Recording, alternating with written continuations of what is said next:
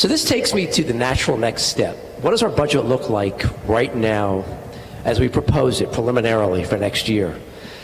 A budget is purposed to support really one thing, and that's student achievement.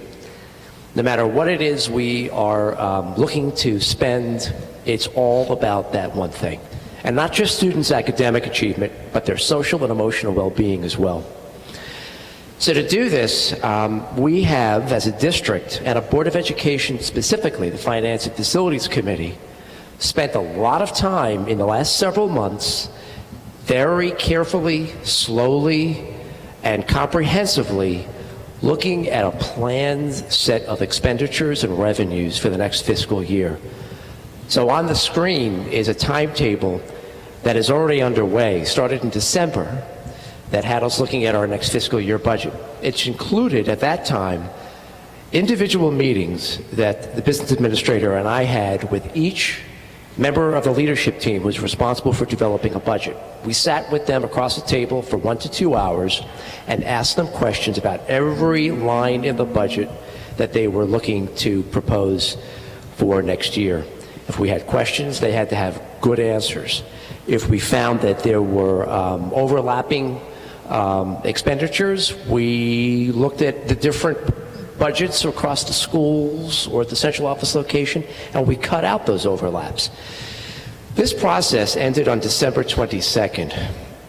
We then took a proposed budget to the Finance and Facilities Committee of the Board of Education, which is headed by Mark Krieger, who served the committee extremely well, because he had the experience of having been a chair of a Finance and Facilities Committee in this district in the 90s. It was also attended by Mr. Rod Magaziner, who is a member of the Finance and Facilities Committee, and Darcy, our Supervisory, our board president.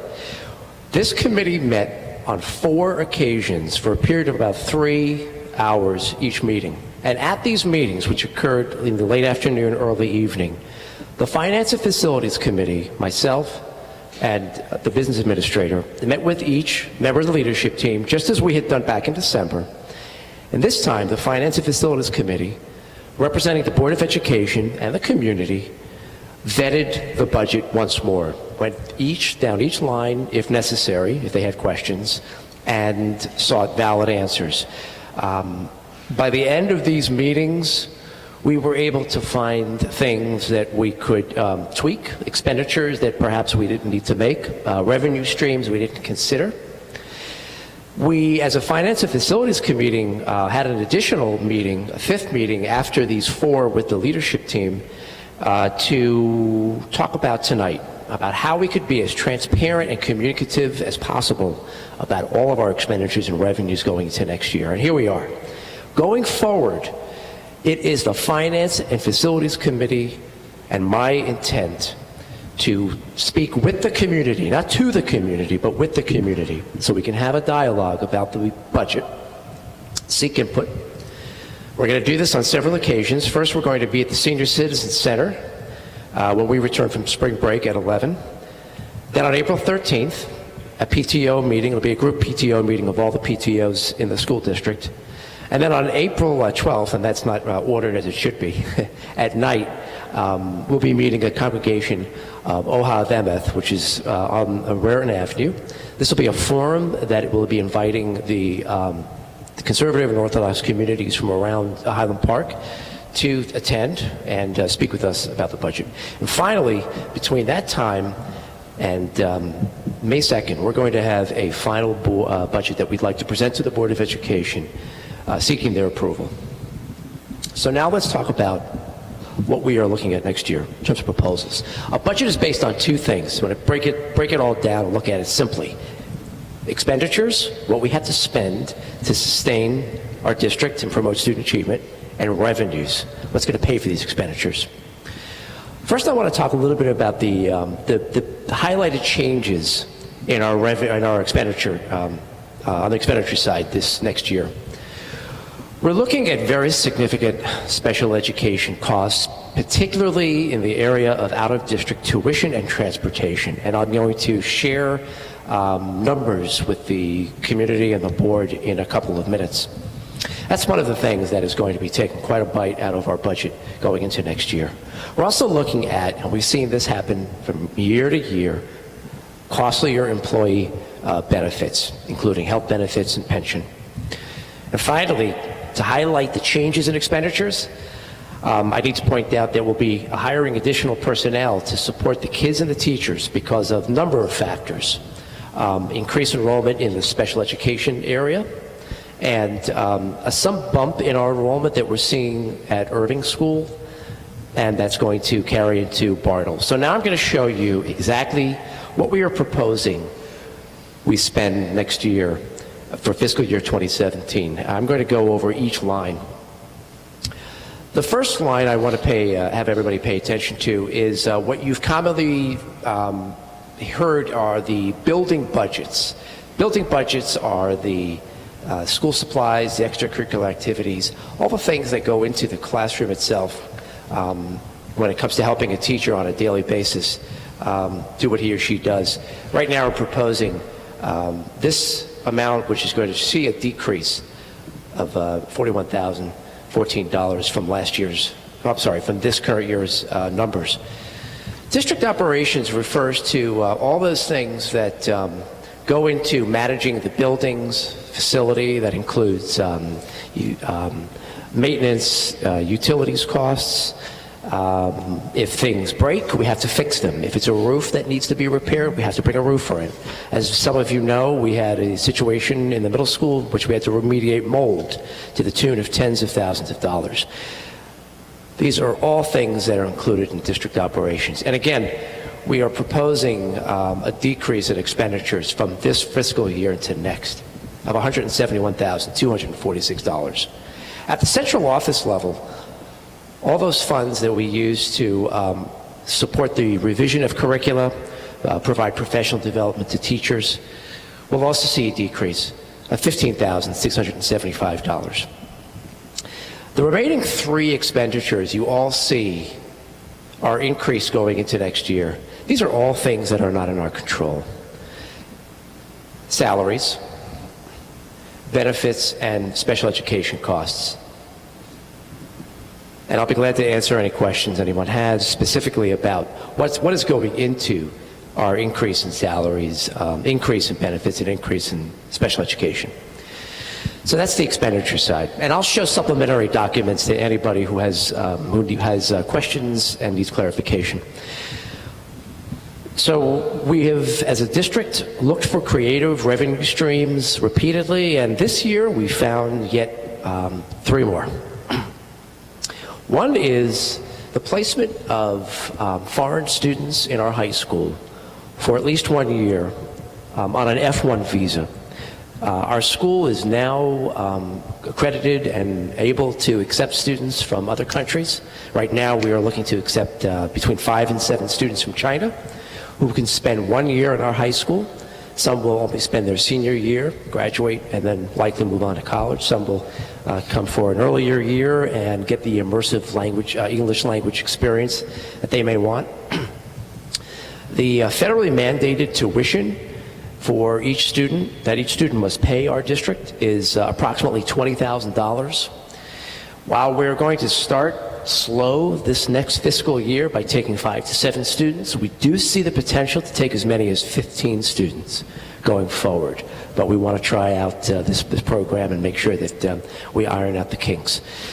We are also working closely with the Chabad House, who unfortunately was not able to secure a location in Piscataway that it has used in the past for its summer camp.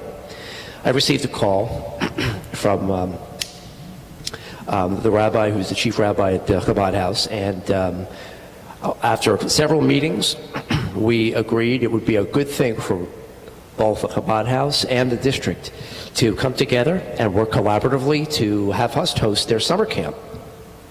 Rental fees and other fees will be assessed, and so this again is a revenue stream we didn't expect last year that we can't count on going into next year.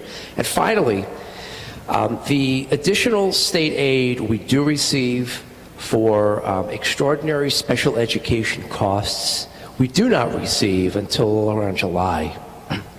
So the best we can do as a district, and this is the procedure in all the districts in which I've worked, is conservatively estimate what we will be generating in revenue. But history tells us that we have gotten increased extraordinary aid, so we do anticipate that aid going into next year. Unfortunately, we can't count on it as much as we'd like because we just don't know what those numbers are going to be. And here's a breakdown of that revenue. As you can see, our state aid has remained almost flat, only having received $48,633. I mentioned tuition. Right now, we are assuming we'll take at least 5 students. That number could go up $20,000 or $40,000 if we take another 1 or 2 students. We do anticipate we will have some funds remaining from this fiscal year that we can transfer to our next fiscal year budget. We will use these funds to help defray the tax levy, the cost to the taxpayer. The anticipated funds for transfer are usually those things that come from costs that we didn't need to make, sometimes utilities. These might also be, actually, Linda, could you expand on that? One of the, I identified 6 areas that we had savings in or revenue that we hadn't anticipated. So we had extraordinary aid, which Dr. Taylor just reported on, that we received $295,000. We were able to utilize some leftover federal grant money for special education that funded our at least a great part of our summer extended school year program to about $260,000. So that was a savings in our general operating budget. We received, every year, again, we receive additional transportation aid at around the same time we receive the extraordinary aid, and that is $32,000 unanticipated revenue. In our health benefits area, there were two areas. There was a one-time increase in reimbursements that we received from our federal and state grants for health benefits worth $85,000. And the employee contributions toward premiums was greater than the amount we budgeted by what we expect to be about $100,000. And in our last year, fiscal year 14-15, once the final audit was done, there was some excess surplus that will be applied to next year's budget at the amount of $49,868. Of course, taxes will generate revenue as well, and then there are some miscellaneous funds that we can utilize going into next year. Could you expand on what other might include, other revenue examples? Well, any rentals income when we rent out our facilities.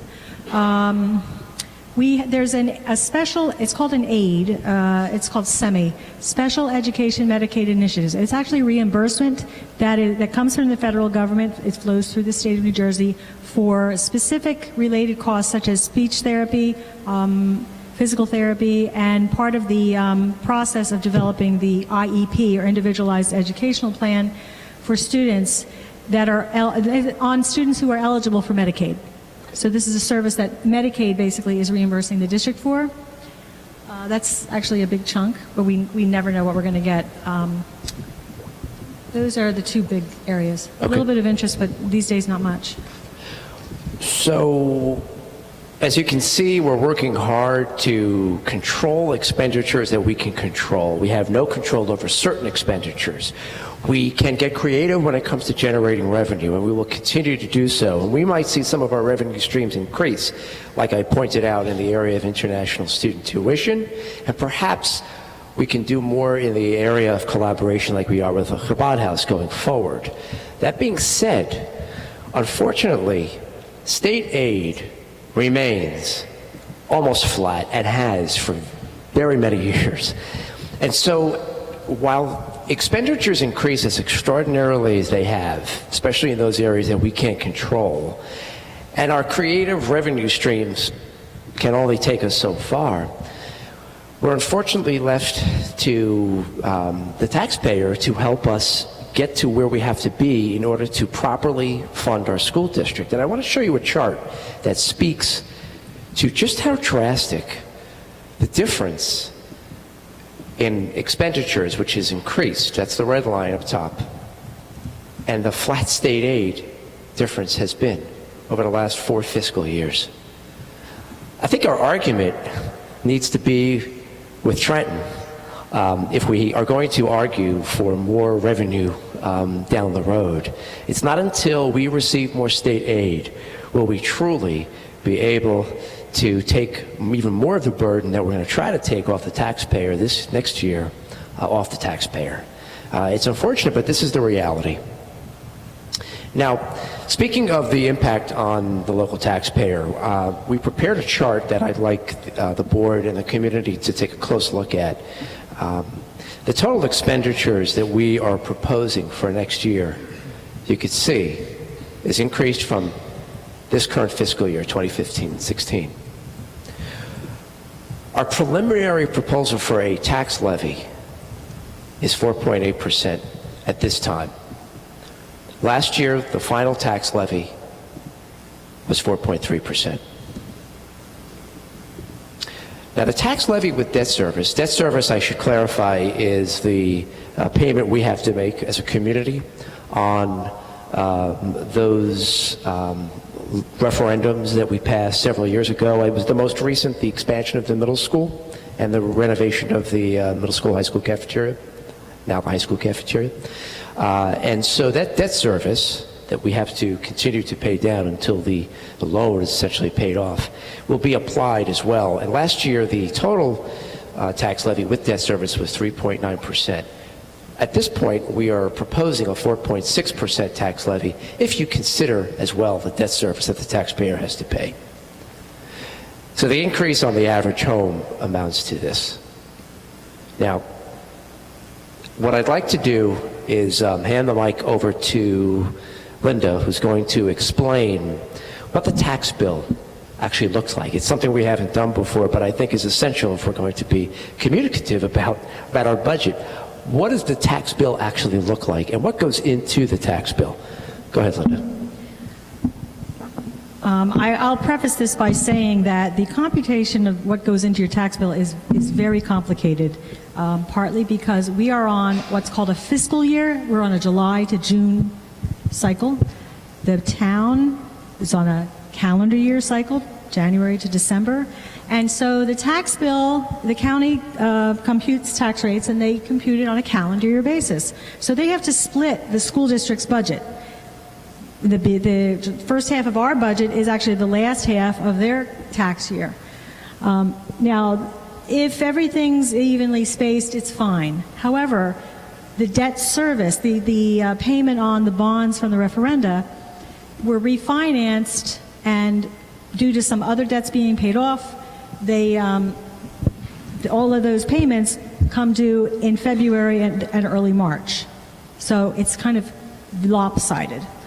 So because of the way the county taxes are collected, it's timed later. So what happens is the school district's debt service payments, which are due in February, aren't taxed to you until August. They don't show up until the August tax bill. So it's basically 6 months behind. So because of the timing, the amount of our debt service payment only being in that one part of the year, if you go back and look at your tax bill that you got this past August, you'll see that the increase was much lower than what we were saying it was going to be. It was actually about an increase of 1.22%. So as a result, however, there will be a greater increase in your tax rate coming in August. You're going to see, if everything remained the same right now, you'll see an increase of about 6.33% in your tax bill in August, because those debt service payments which we already made in February aren't going to be taxed to you until you get that bill. So we're going to be making up for it then. In the future, we are planning on splitting up the assessment of the debt service taxes so it's evenly split the first half and the second half of the year. That way, you won't see a big spike again in your tax bill. I'm going to show a slide in just a second that lays out a visual of what Linda just pointed out. But again, before I do that, I just want to highlight what it is the Finance and Facilities Committee and the leadership team is proposing to the full board. We currently levy for taxes, and that is 4.8% for the general fund. That's without the debt service. So I'm going to show you a slide, and I have to say that for those of you who are at home, either watching live or who will be watching this recording, do know that all of these documents, and even some additional documents that I'll show you in a few minutes, we placed on our website. There will also be a user-friendly budget on our website. There'll be a link on the front page. It'll direct you to the 17 page, and there'll be all kinds of downloads so you can actually see these numbers up close. So at this point, I'm going to sit down while everybody digests what they're seeing, and then I can take questions from the board, and then I believe we're going to open up for public comment.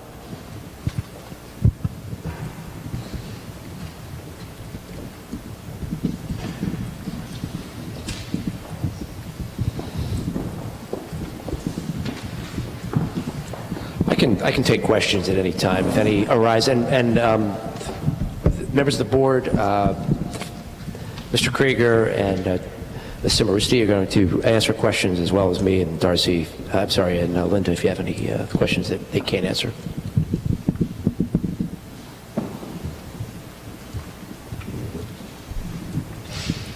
If the board doesn't have any questions at this time, I'll hand the mic back to the president. I'll hop in, I guess. You had mentioned the, I think residents will be interested in the increase in that salary line. What goes into that line? The numbers person is getting the numbers. Oh, that's that chart. Okay, thank you. I'm sorry. I'll pull that up. So I'm going to pull up several documents, and again, these are the documents that will also be on the website.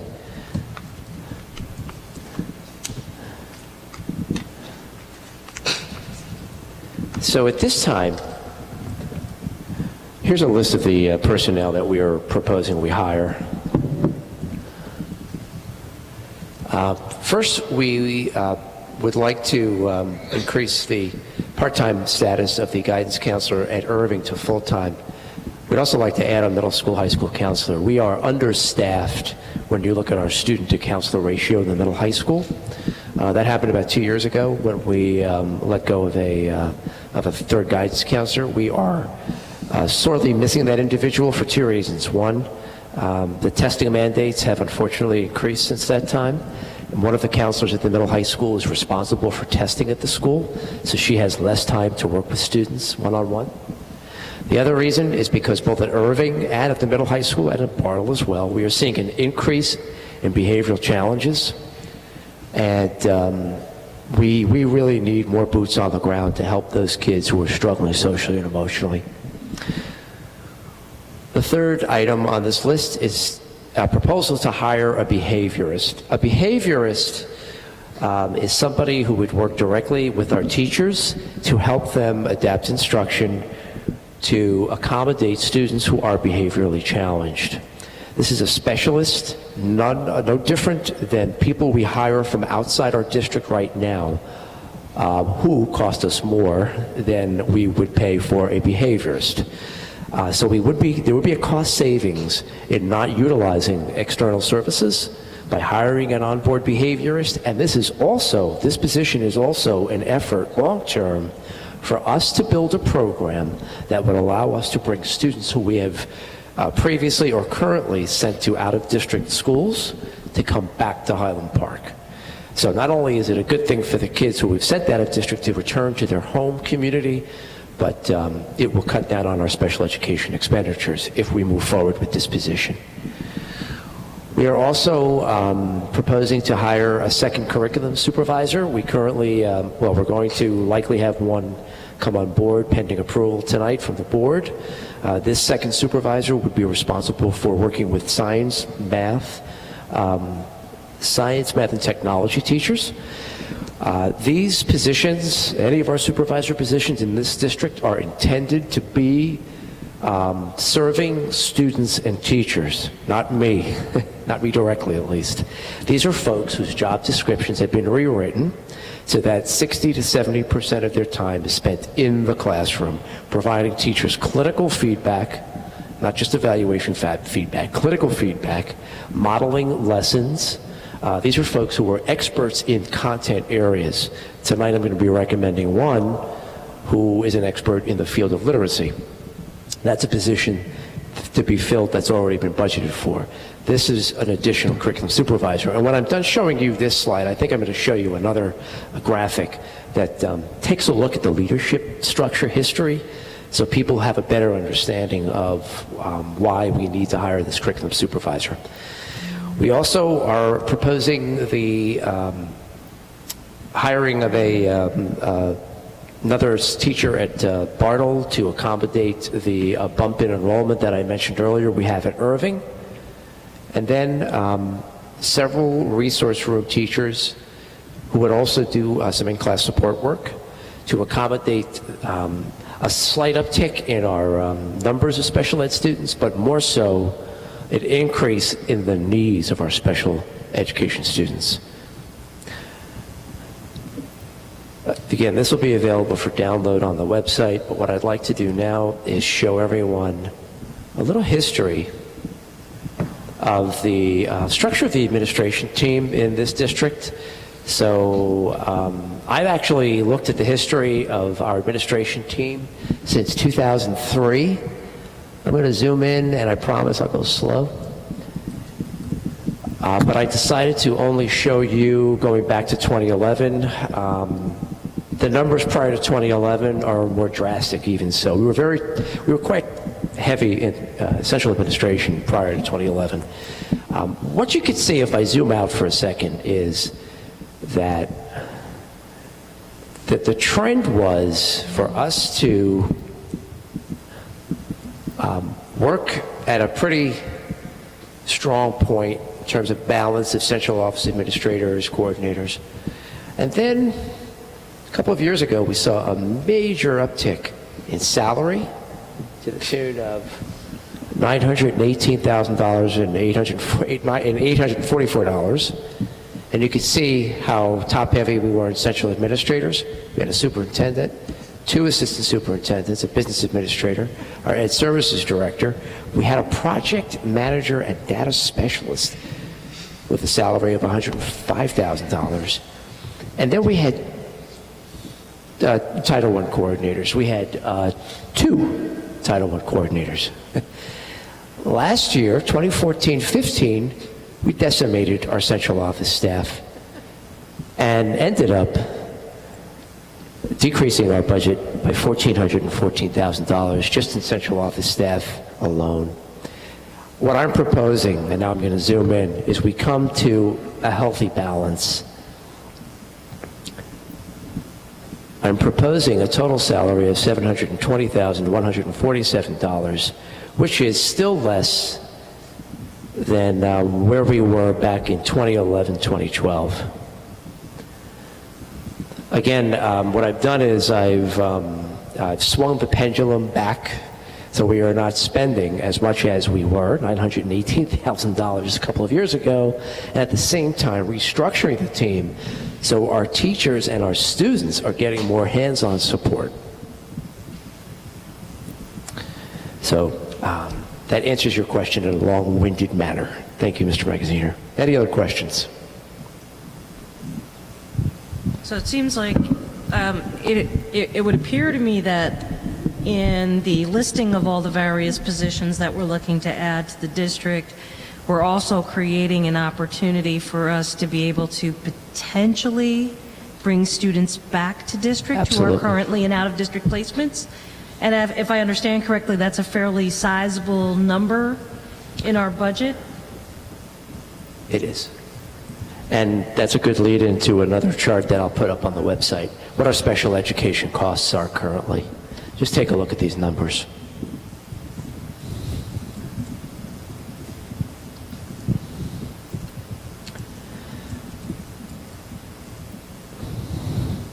Our out-of-district costs alone in 1 year have gone up substantially, let alone our in-district costs.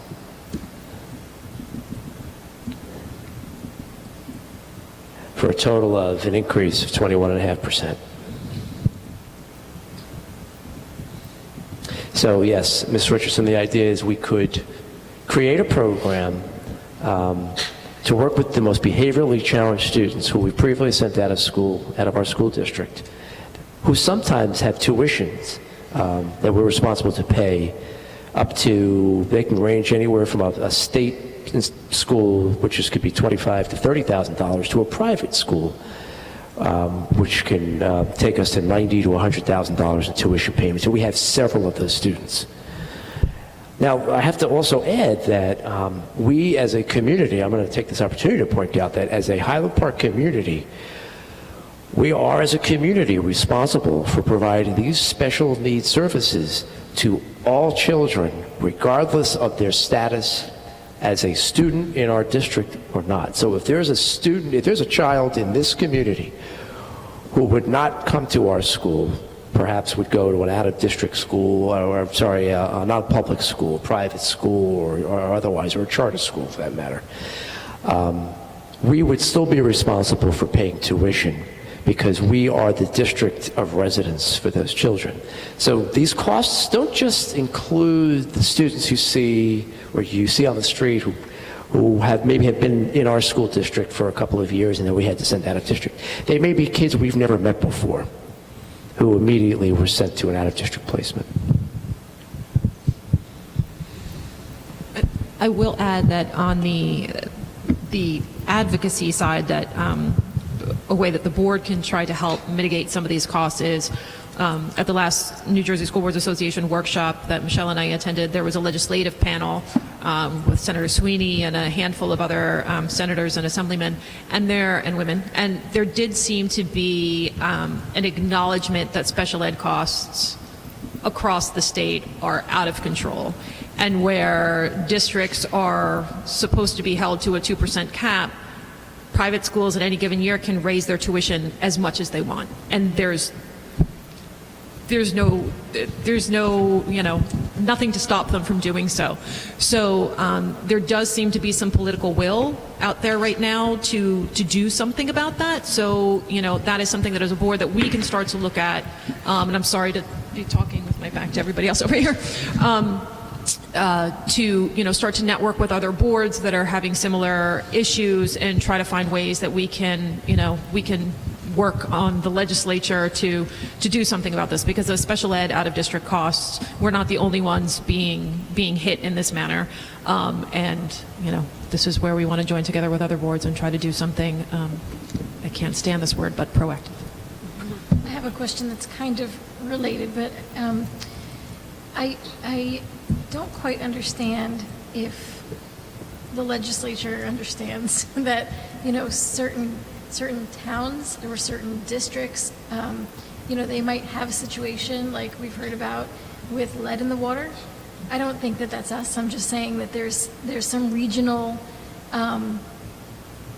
some regional affect to the amount of potentially special ed students that I worry, in general, not about this particular budget or this particular town, that we're not talking to our legislature enough about these issues, about, regional issues or district-specific issues that would concern special ed in particular, because it could be attributed to environmental issues, why we're seeing, numbers that are rising in special ed costs. And it's definitely not related to this budget or this town. It's just something that I thought of, considering that I'm just hoping that people would be getting in touch with the legislature more than they have in the past about these concerns, that we keep on top of it.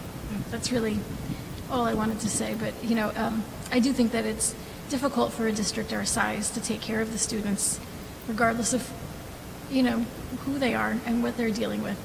We are very small, and I appreciate what you presented here. I feel like this is the first real budget presentation we've had. And what I mean by real is comprehensive. I feel like I actually have learned things tonight. So I just wanted to thank you for that. And to your other point, I think there's lots of beauties to being a small district, but there are lots of things that are difficult in being a small district. And in being a small district, it's hard with the range, Public schools accept everyone, and that's what's wonderful about them. But it also means that we have to serve the wide range of issues that children come to us with. And it's if you're a district of 10,000 kids, it's easier to create a program around clusters of students. But when you may only have one student here who's dealing with this issue and 3 students there who's dealing with that issue, it becomes very difficult to create a program around that student. But that being said, it was just a couple board meetings ago, we had that wonderful presentation about our CBI program, and there are certainly plans in the works, and Scott and I have talked about this, that in the coming years that this could potentially be a revenue source for the district, not only in terms of bringing students back from out-of-district places when we have a really solid program in place to serve them, but where we could also advertise that to other districts, because that's in the realm of possibilities as well, where we could go to neighboring districts and say, hey, we have this wonderful program for students who fit these parameters, and we'd be happy to serve your kids. So it makes it tricky, as you said, to serve everyone's needs. So to that end, professional development is a huge factor in meeting the needs of diverse groups of kids. And so I'm assuming that our cut and that area is going to be made up in those other positions. Is that going to be a large part of those positions to provide professional development? That's a great question. Yeah, one of the questions we posed to all the candidates was, hey, what's your experience coaching and providing professional development? So that was a requisite for us. And I'm very confident that the individual we'll be recommending tonight to the board has a lot of that experience. In fact, that's mostly what she does in her current district. So that's one reason why we were able to scale back. And that is the intent, incidentally, of utilizing the second supervisor of curriculum instruction. Okay, thank you.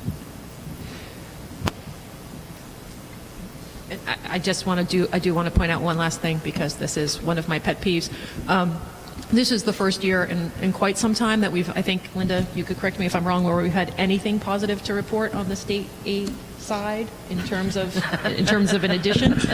But again, I feel like I'd be remiss if I didn't point out that 18,000 plus of that is what's being titled host district support aid, which as the language is not, we haven't seen the exact language in the budget, but my sense is this is actually a byproduct of some advocacy work that we did as a board last year, where we pushed back very hard as a board and then joined with other boards around the state because the governor was inserting a language provision into the budget which overfunded charters. While we were being underfunded, he wanted to make sure that the charter schools did not suffer the same underfunding that districts were suffering, so he put a language provision into the budget which funded them to a level that was higher than was allotted under the charter school law. And what our resolution said was, if the governor would like to fund charter schools, then the governor should, by all means, please go ahead and fund charter schools, but to kind of leave us out of it. And that seems to be what's happened, that the state, instead of keeping us flat and giving more money to the charters, he's essentially keeping us flat, but that extra money that he wants to pass along to the charters is now coming out of the state budget, and we're just kind of the pass-through. So I'll know a little bit more when the budget language is released, which I don't think is for another week or two, but it seems that is what has happened there. And then there's another, I think 15 and change or something, was like professional learning community aid or something like that, which we're not exactly sure what that's supposed to be. So my only point is that $48,000 isn't just money that's being handed over to us to say, oh, here you go, Highland Park, here's a little extra to cushion your extra expenses.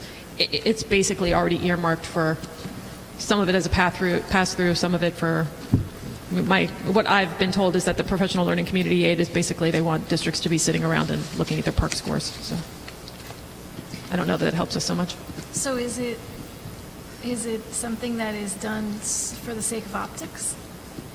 Is that the case? Well, I mean, certainly this $18,000 is a lot better than the past years where we've been overcharged, $20,000 or $40,000. So at least we're not going in the hole. So, I mean, it is making us whole, so to speak, to a certain degree. We're not paying more than we should. Now we're just paying what hypothetically we should. And, the extra that he wants to increase it over the Charter School Program Act is coming from the state. So this was, Newark got like $25 million that was earmarked for the same purpose. So I think there was something like 30 million or something across the state that was earmarked for this purpose. And it seems to be a direct result of that, a lot of that advocacy work that was done last year. But 30 million across the state? Yes. Okay. And that was the 18,000 was our little chunk of that. Wow. Okay, because as I understand it, we are technically, according to the funding formula, underfunded by $6 million ourselves. Correct. Just in Highland Park. Since 2009, I think, yes. So this is like, thank you, sir, may I have another? Like $18,000? Yes.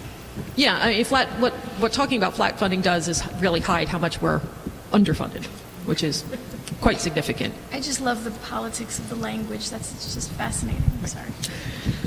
I just wanted to add something for those of you not on the Finance Committee, which is the superintendent is required to put in a preliminary budget to the, I think it's to the county, is it, Linda? And so the board, I guess, is required to put in that preliminary budget, which is why we're discussing it now, although, of course, we've been working on it for months. But it's a preliminary budget.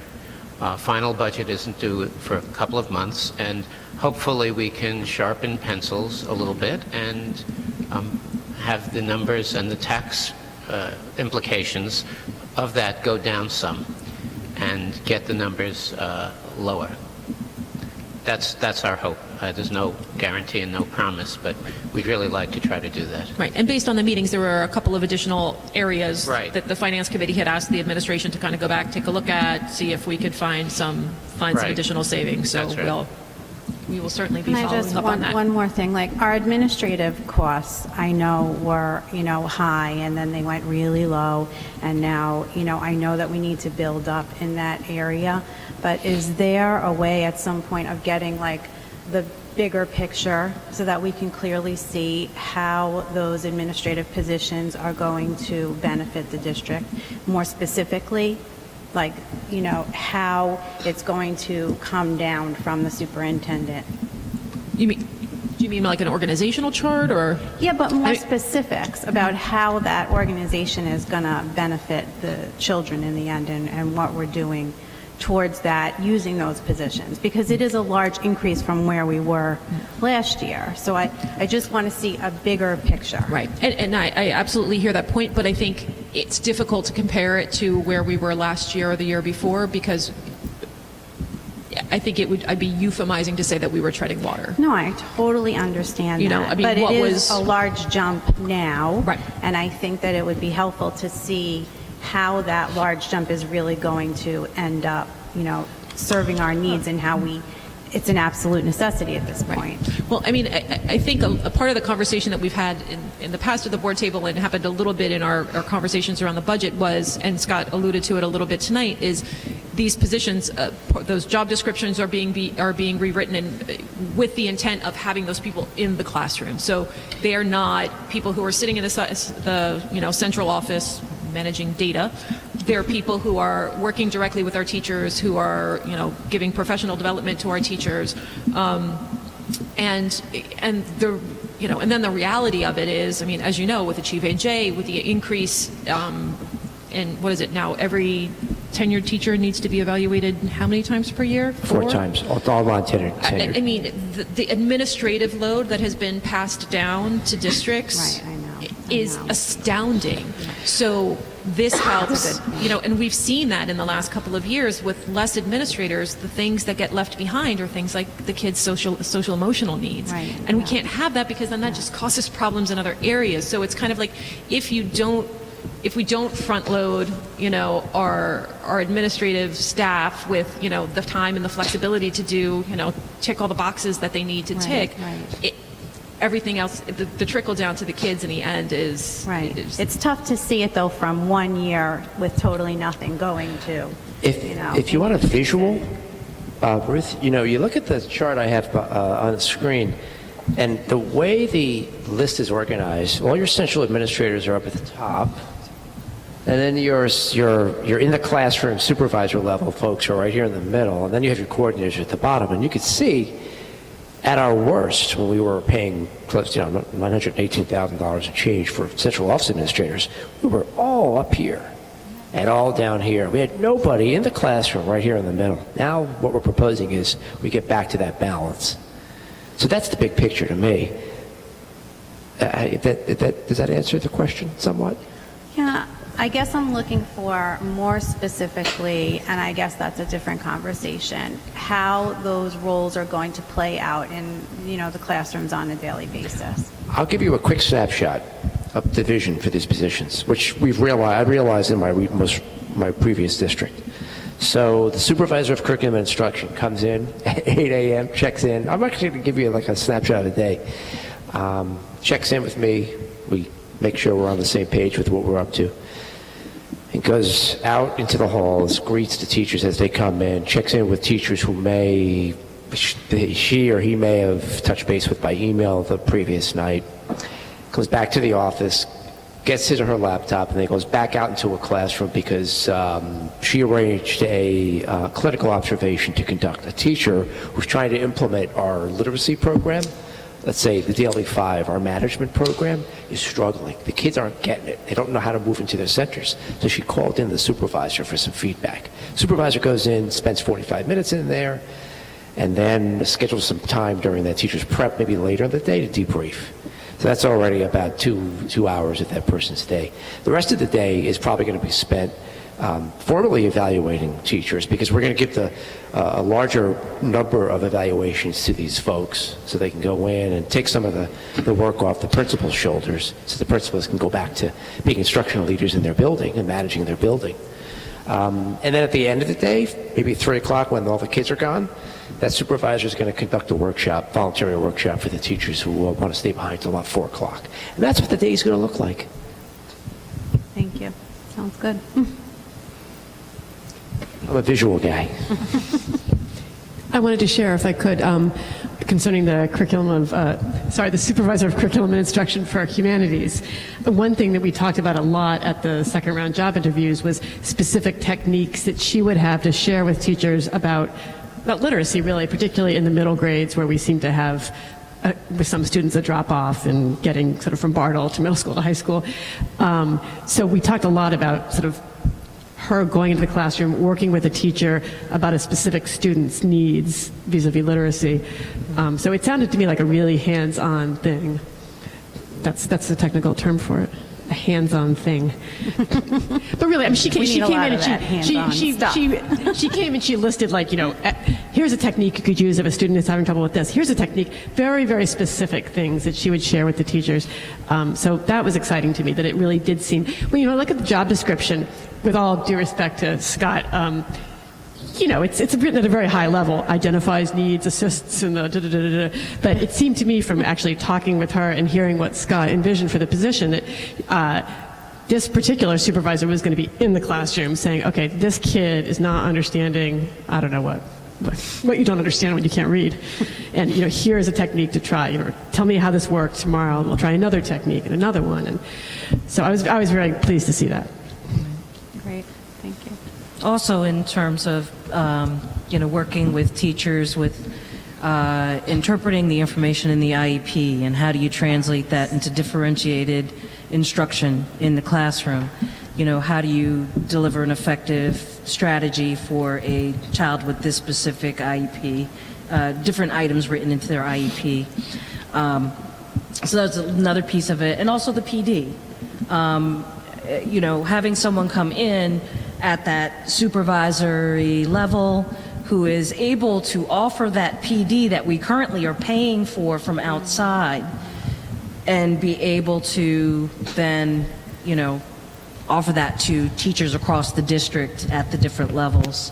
So there's also that piece of it, that it's both the That's a very important part. upper level administrative type stuff, and then down into the classroom, you know, all the way through the school. Okay, can I just say that, like, what I love about what's happening right now is Scott gets to sit back and have a like, energy bar, while the personnel committee, because they've been so involved in this, takes the lead and makes Scott's argument for him, while the candidate sits in the audience shaking her head. So this is, like, where we've come, I keep saying this, but where we've come from in the last 2 years is absolutely incredible. Like, we've gone from secret committees where we never knew what, to, like, the candidates in the audience go, yeah, that's what I want to do. Yeah, that's going to be so great. I can't wait to work with those kids and those teachers. It's going to be awesome. I do take offense. It's not a candy bar. It's a protein bar. I didn't say candy. I think I said energy. Okay, energy bar's good enough.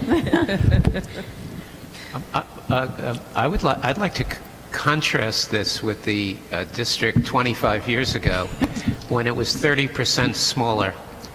So we had 30%, approximately 30% fewer students, maybe even 40% fewer students, and a comparable fewer staff. The supervisory and central office staff at that time was larger than it was last year. So when I was on the board, our first year we hired a assistant superintendent for curriculum and development, and we had a superintendent, we had a business manager, but we had more other people in supervisory positions than we do. If I add them all up, I was just going through that, than we do now.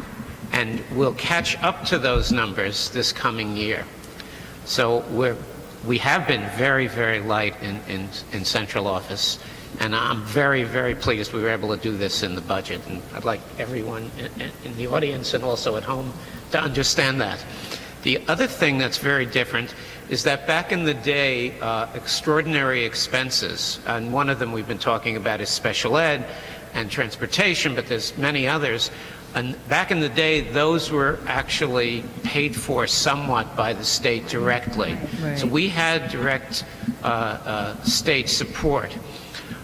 The only support we get from the state now on those extraordinary expenses, if they're extraordinary enough, is a little bit of money at the end of the year, which Linda talked about, and also we are allowed to increase our taxes by more than 2%. You know, the vaunted 2% number that you see in the newspaper and the governor talks about, we're allowed to go above that 2% now, which means we're taking it from the state and pushing it on, unfortunately, to local taxpayers. So it's really, really changed. And back in those days, we thought that things weren't very good in a lot of ways also, but it's much more difficult now. It's much, much more difficult now, just to give some perspective. No, that's valuable. Amazing Thank perspective. you. Yeah, thank you.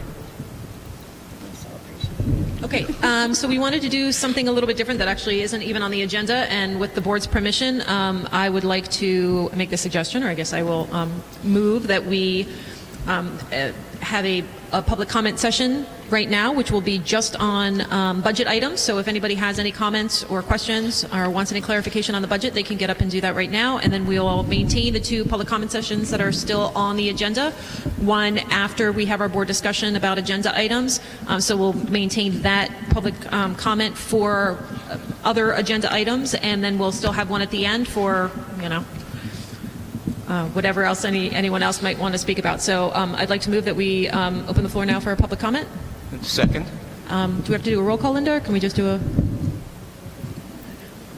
Oh.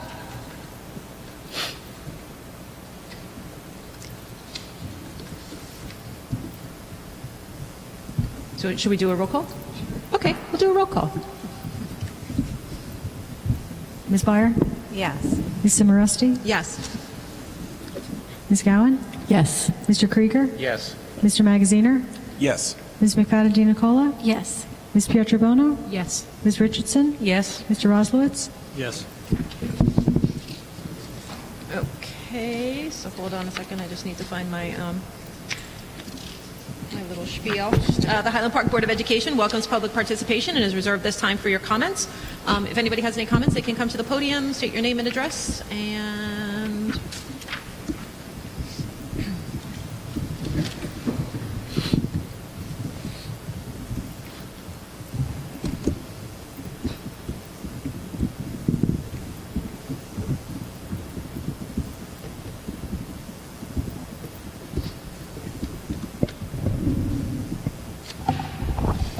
Good evening. Nice to see you all. Denise Mayfryer, 314 Waden Street. I find it remarkable that our governor is campaigning all over the place and has been for the past over 6 months. I find that he is standing side by side with he who shall not be named, endorsing for him now and avoiding our state and not doing his job, and that our school gets $48,000 back from the state. I find that really outrageous and unacceptable. Of course, I'm not, complaining to the board here. I'm complaining to our bullying governor. Anyway, I'm happy to see that that we're at least getting some money back from the state. But as you noted, it was earmarked.